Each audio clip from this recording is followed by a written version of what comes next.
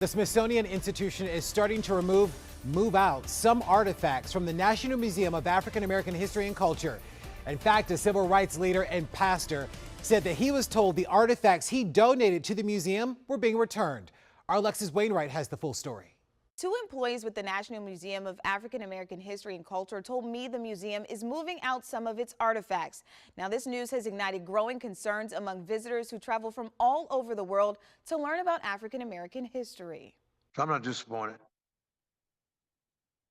And it's unfortunate that people don't realize that if you don't know history, you will repeat history's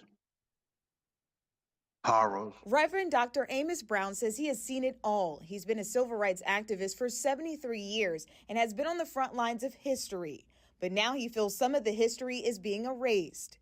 He received an email from the Smithsonian Institution this month informing him the artifacts he donated to the National Museum of African American History and Culture were being returned. The artifacts included a Bible Brown carried during the demonstrations with Dr. Martin Luther King Jr. and Jesse Jackson, and a copy of History of the Negro Race in America, one of the first books on racism in the U.S. This honest excuse was because they were under too much light. And to be clear, you never asked for these books back, correct? No. I called them, told them how unfortunate, how illogical it was. We went to the museum Saturday afternoon to see the exhibit where Brown, the Bible, and the book were once featured. Do you know where the Bible originally was? Was it over here? It was right there to the Is it in left the glass? of the narrative. But we didn't see it. Brown said those artifacts have been with the museum since it opened in 2016. We're not going to let nobody tell us what we can't read.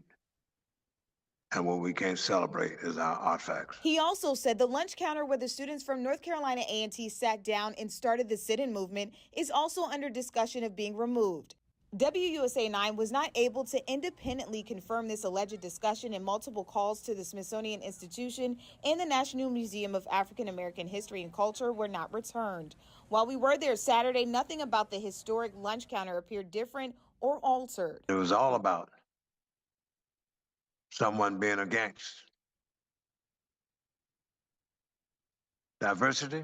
President Donald Trump signed an executive order in March demanding that, quote, improper, divisive, or anti-American ideology be removed from the Smithsonian Institution.